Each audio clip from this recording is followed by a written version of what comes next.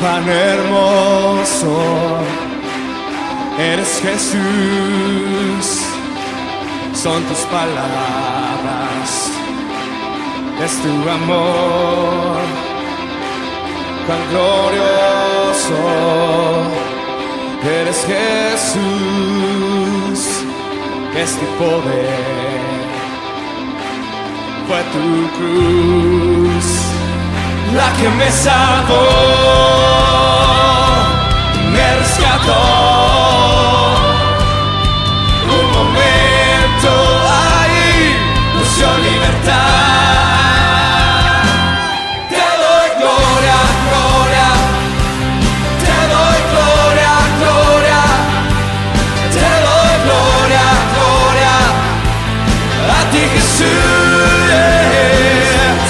Te doy gloria. La última vez que compartimos un estudio bíblico, pues compartimos sobre el rey Manasés, ¿verdad? ¿Os acordáis lo malo que era el rey Manasés, no? Y todo lo que había alrededor de él. Decíamos en este estudio que el rey Manasés, en cierto sentido, pues tomó sus propias decisiones, pero también sufrió unas circunstancias que no fueron fáciles alrededor de él, porque al norte se levantaba uno de los imperios más grandes que ha existido nunca en esa zona, que era el imperio asirio. ¿Y qué pasa? Que el imperio asirio, además, se alió con los egipcios, que era el imperio más grande del sur, y Manasés estaba en medio. Y recordamos que hablábamos que Manasés tuvo que tener miedo, hizo una alianza con ellos, ¿verdad?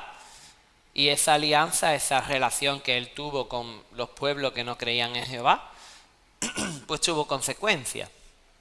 Y una de las consecuencias fue que la vida espiritual del pueblo de Israel y de Judá, pues cayó por los suelos. Ellos adoptaron las costumbres paganas, idólatras de los demás pueblos.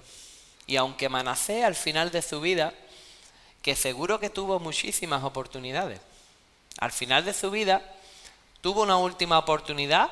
Dios le habló directamente a él cuando ya estaba derrotado y encadenado y maltratado, y le dijo a Manasés: de aquí no pasa ya, esta noche mismo te mato.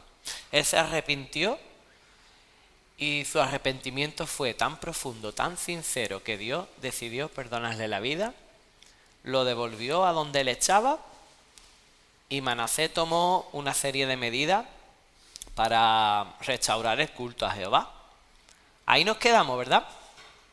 Dijimos que aunque el arrepentimiento de este rey fue totalmente sincero, pues las consecuencias de sus actos perduraron más allá de su muerte, ¿verdad? Vemos cómo el rey Amón pues reina poquito tiempo, su hijo, lo matan como consecuencia de esa lucha que él había creado en su mismo reino.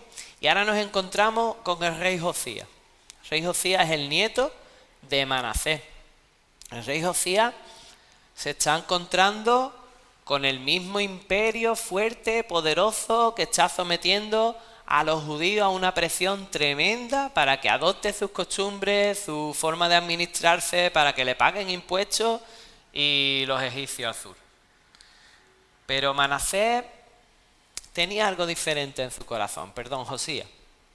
Josías, a los 8 años, dice que escuchó hablar, se interesó por Jehová. Y a los 12 años, pues dice la palabra que empezó a tomar medidas y empezó a procurar que el culto a Jehová se extendiera por todo Israel. Y empezó a hacer todo lo que estuvo en su mano por honrar a ese Dios que él conocía poquito, muy poquito. Os digo que él lo conocía poquito, seguro, porque cuando él decidió restaurar el templo y escuchó lo que realmente era la ley de Jehová, dice que se rasgó las vestiduras. fue tan impactante para él escuchar la palabra de Jehová que aun pasando por espada a los profetas falsos, aun derribando los templos falsos, aun derribando los lugares altos, aun quitando los ídolos, cuando él se dio cuenta de lo que Jehová quería para su pueblo, se sintió tan humillado que vio que no era suficiente y se rasgó las vestiduras. Este era el rey Manasés. Josías. Y pasa una cosa, y es que yo no creo en las casualidades, hermano. En este tiempo, así a vista de pájaro, resulta que los asirios empiezan a pasar por problemas. Y ya no son tan poderosos, ya no son tan ricos, y entran en lucha con los babilonios. ¿Os acordáis del rey Nabucodonosor? La semana pasada nos habló José del rey Nabucodonosor, de cómo intentó ganarse a Daniel y a su grupo, ¿verdad? Bueno, pues estos babilonios empezaron a levantarse en la época de Josías. Y bueno, dice la historia, pues que en cierto momento ellos atacaron a los asirios, los egipcios vinieron a ayudar a los asirios en contra de los babilonios, y toda esta época, todos estos 20, 30 años, los aprovechó el rey Josías para independizarse, para hacerse independiente, para desmarcarse de estos pueblos. Así que no solamente quitó esas costumbres, sino que se apartó de esas amistades, de esos aliados, de esos abuzones que estaban alrededor de él y que militarmente lo podían aplastar de un plumazo. Se apartó de ellos, aprovechó esta circunstancia. Yo no creo que fuera decisión de Josías, hermano. Creo que fue la mano de Jehová sobre su pueblo. Estas circunstancias no fueron casualidad, hermano. Y precisamente fue el único hueco ahí en la historia en el que ni uno ni otro estaban en condiciones de someter a los judíos. Justo en este trocito tenemos a un rey que hace lo bueno delante de los ojos de Jehová. Dice la palabra que Jehová bendice a los que lo obedecen. Yo creo en esa palabra. Y es un hecho que podemos ver una y otra vez en la palabra y en nuestras vidas. Pero Jehová bendice a los que le obedecen. Si bendice a otro, o no es una bendición o es de rebote, hermano. La condición es obedecer.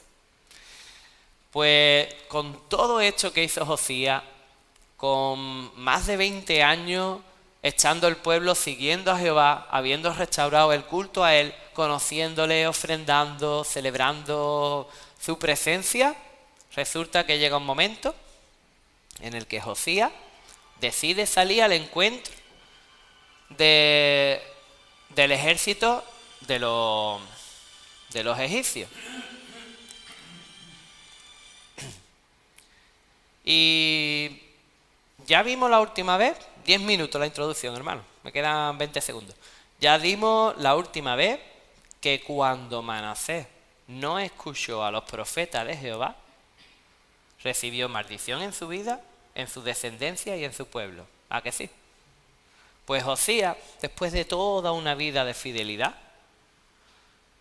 resulta que no escuchó la palabra de Jehová. Si tú lees el texto, no te lo voy a leer entero, pero dice que el mismo rey egipcio le dice: oye, ¿tú qué haces aquí en esta batalla?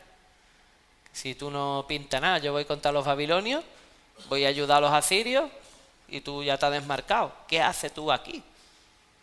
Y dice la palabra que eso se lo dijo el faraón de parte de Jehová. Pues dice también la tradición, y esto ya es tradición, que muchas de las palabras del profeta Jeremías están dirigidas a Josías como advertencia para que no fuera a esta batalla. Pero Josías no escuchó y ahí terminó su vida. Murió en esa batalla por no escuchar a Jehová. Y a partir de ahí podemos ver cómo Israel vuelve a caer otra vez, una y otra vez, en reyes que no le obedecen, que no le escuchan y que traen maldición y cautiverio y ruina a su pueblo, hasta el punto de llegar a donde vimos el otro día con Daniel. Y en medio de toda esta historia, pues quiero que sepas esto, porque vamos a ver cómo comienza una restauración, cómo comienza un volverse a Jehová, cómo comienza el ser consciente de lo que tenemos entre manos. Pero quiero que tengas siempre en mente que no es solo cómo comienza, sino que también hay que mantenerlo hasta el final, hermanos. Y hoy lo voy a decir solo una vez, porque nos vamos a centrar en el comienzo. Pero tenlo en mente. ¿Amén? Gracias. Pues te hago un resumen.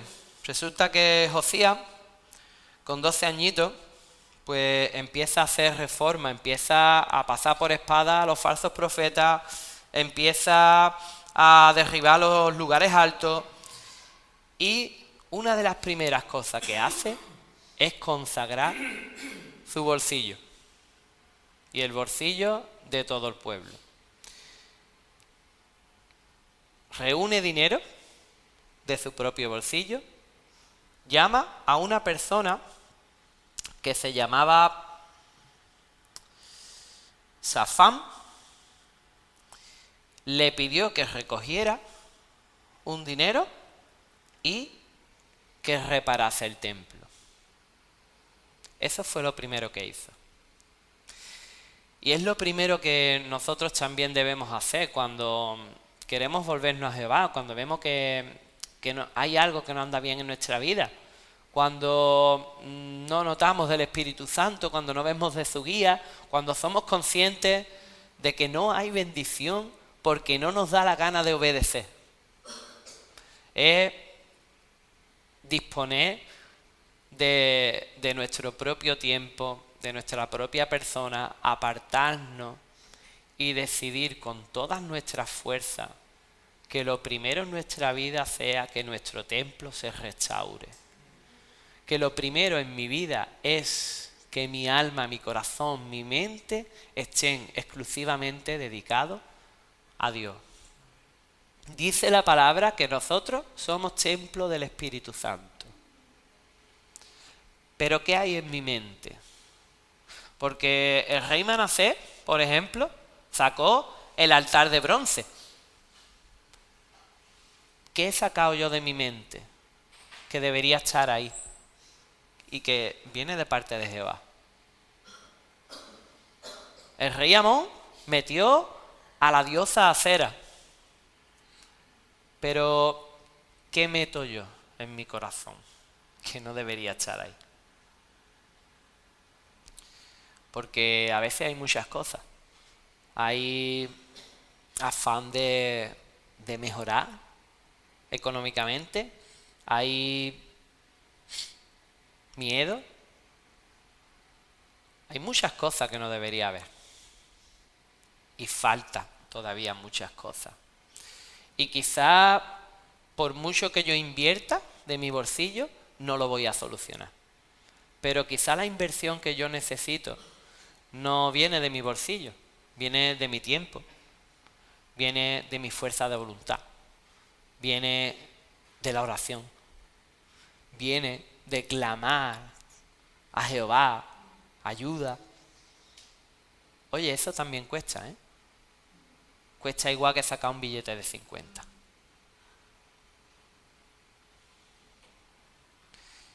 Pero el Espíritu Santo te va a guiar a lo que a ti te hace falta sacar. Lo que haga falta para restaurar ese templo. Después de haber restaurado el templo, dice que restaurando ese templo encontraron el libro de la ley. Porque se habían olvidado de él. Oye, y eso pasa cuando mi templo se cae a pedazos.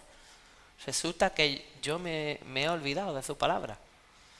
Me he olvidado de cuando dice la palabra que Dios ayuda al dador, Dios ama al dador alegre. Y resulta que mi mano está así, cerrada. con los puños, con los nudillos blancos, de apretar.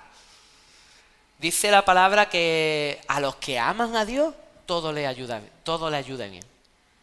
Pero veo una circunstancia en mi vida y o dudo de mi amor hacia Dios o dudo de que eso me ayude a bien. ¿No? Porque muchas veces, ¿verdad? Confiamos 100% en Dios, pero dudamos mucho de nosotros mismos. Hay muchas cosas de la palabra que se nos olvidan cuando nuestro templo se cae a pedazos. Y por dentro podemos echar guapetones, ropa nueva, sonrisa, ¿qué tal hermano? Apretón, fuerte, pero por dentro podemos estar cayéndonos a pedazos. Y tiene una solución. Tiene una solución que puede perdurar hasta el fin. Y la solución es hacernos la firme disposición de restaurarlo, sea como sea, por todos los medios. ¿Qué hizo Josías cuando se encontró el rollo de la ley? Pues dice que mandó a Hilcías que le diera el libro a Safán y lo leyera delante de todo el pueblo. Oye, es un compromiso hecho, porque el pueblo no conocía totalmente qué era la ley de Jehová en ese momento. Cuando Josías le pidió a esta persona que lo leyera delante del pueblo, se estaba comprometiendo a exponer sus propios fallos delante de las personas. Y muchas veces va a pasar esto. Muchas veces cuando llegamos a la palabra,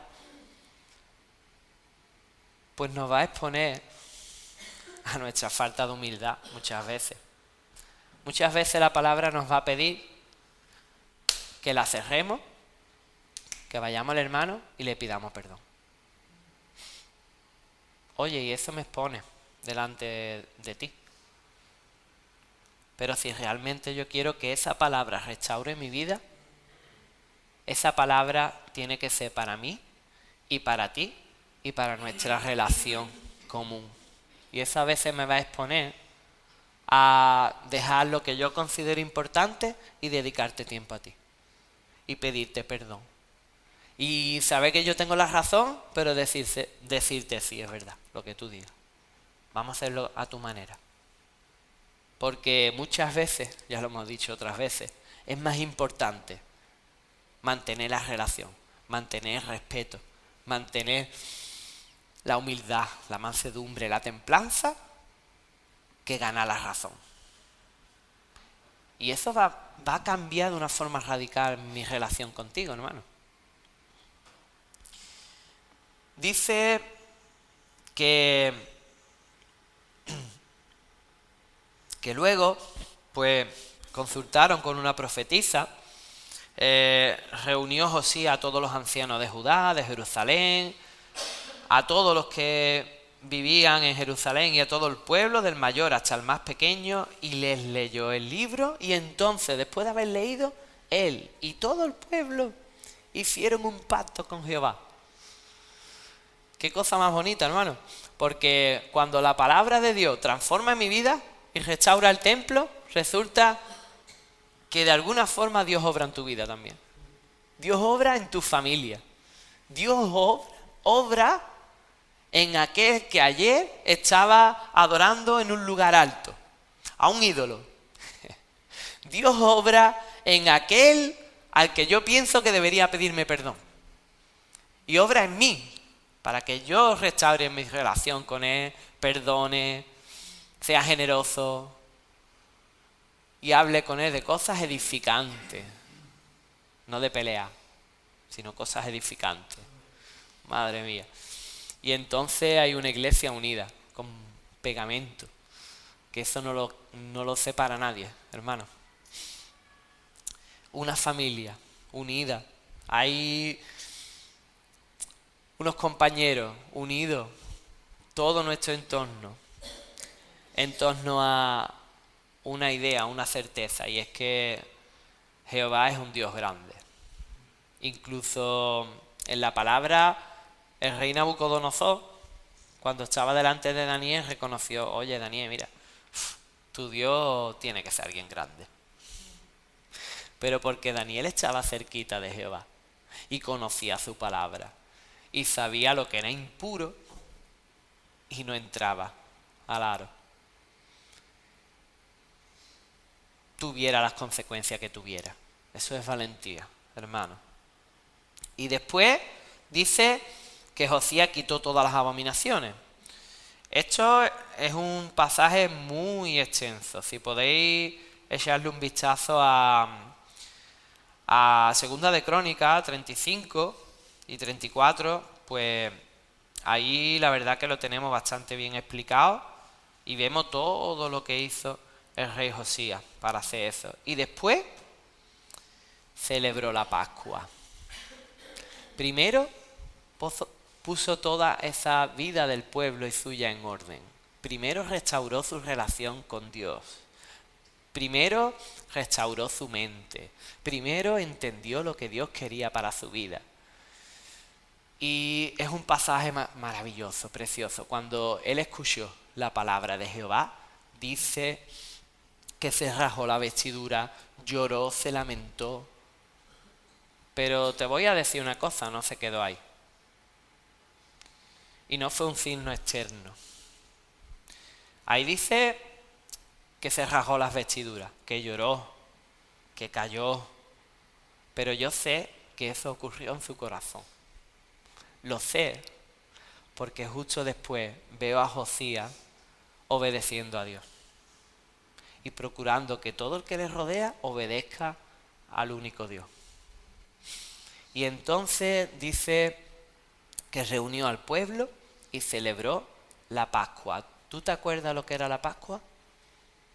Era la fiesta en la que todo Israel celebraba que Jehová les había sacado de Egipto, les había sacado del cautiverio y les había entregado la tierra prometida.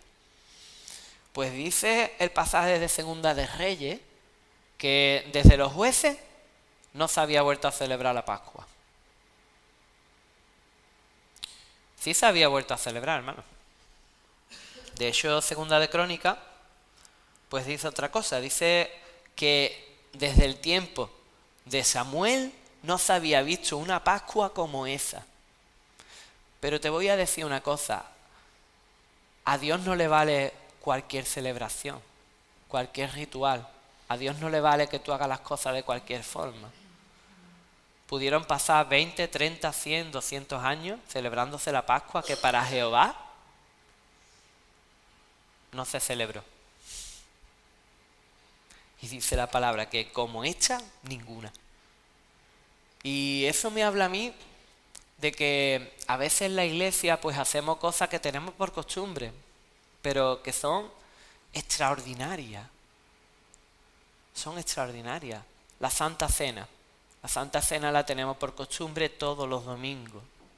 Y puede pasar en mi vida que para mi Señor yo no haya celebrado la Santa Cena realmente este domingo, el anterior, o hace un mes, o quizá desde hace años. Porque esas vestiduras rasgadas a lo mejor han estado por fuera, pero por dentro no. Y no ha habido una restauración real. Todo el pueblo, y Josías el primero, el líder, celebró que Jehová les había liberado con un corazón honesto, puro, vuelto a Él, entregado, dispuesto a obedecerle, dispuesto a dar lo que haga falta por honrar al Dios que había hecho eso por su pueblo. Y entonces sí, entonces dice la palabra que no hubo una Pascua como esta nunca más. Pero no por lo que se hizo, sino por lo que había dentro. Amén. Sí, Señor. Ellos celebraban, primero, que Jehová los había sacado de esclavitud. ¿Cómo? Pues ellos pintaron con la sangre de un cordero el dintel de la puerta, ¿verdad? Y el espíritu de Jehová, que mataba a los primogénitos, pasaba de largo por sus puertas. Bueno, pues ellos celebraban la Pascua con los zapatos puestos, con las ropas preparados, como si fueran a salir de viaje, corriendo precipitadamente. Y esto a mí me dice una cosa, y es que ¿cómo celebro yo mi encuentro con el Señor? ¿Cómo celebro yo cada día que Él ha limpiado mis pecados? Que Él podría haber entrado en mi casa y haberme demandado mi vida. Y en vez de eso, lo que hizo fue limpiar con mi sangre todos mis pecados. ¿Cómo celebro yo eso en mi interior? Eso no es algo para cogerlo por costumbre, hermano. Eso es algo extraordinario. Eso es un milagro que nosotros no entendemos. Yo no lo llego a entender. Pero sí entiendo que ese milagro yo lo debo celebrar con mis zapatos puestos, dispuesto a salir y predicarlo, a salir y caminar. Igual que ese pueblo celebraba ese milagro preparado y lo comían, ese cordero que sacrificaban precipitadamente, como si fueran a salir corriendo. Porque ellos celebraban que ellos después salieron a recibir la promesa de Jehová, la tierra prometida. Hicieron un camino que les llevó a recibir su promesa. Pienso yo en esto cuando tomo la Santa Cena, o me quedo simplemente en el monte, allí mirando a la cruz vacía. Yo no quiero celebrar eso de cualquier manera.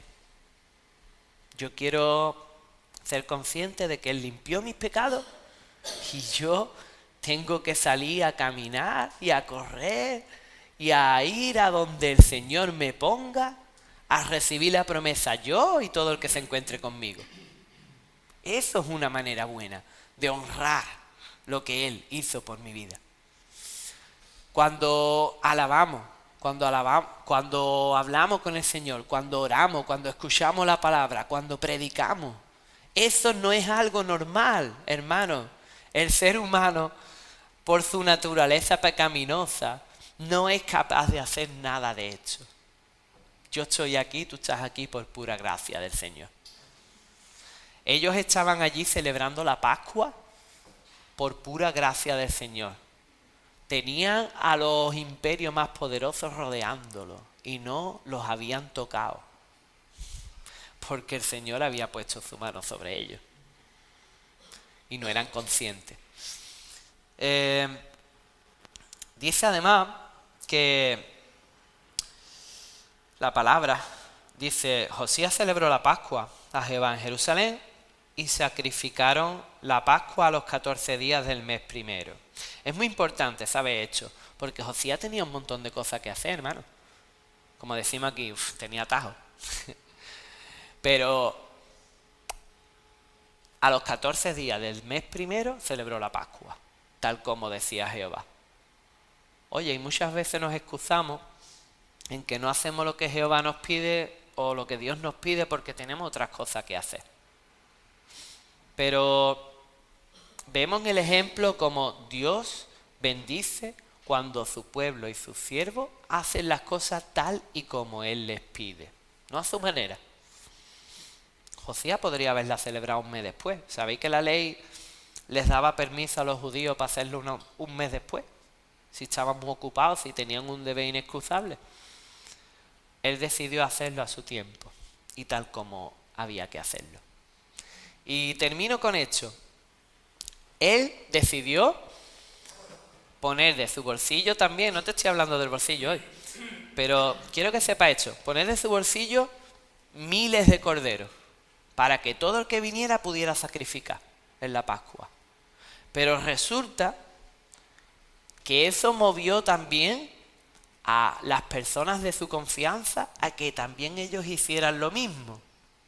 Y los principales sacerdotes y los líderes del pueblo también pusieron a disposición de los demás corderos para que los sacrificasen y pudieran celebrar la Pascua. Y con esto te dejo. Un corazón restaurado, un templo entregado a Jehová, una persona humillada ante Él. Alguien que reconoce que todo lo que hacemos en relación con Dios es algo extraordinario, no es algo normal.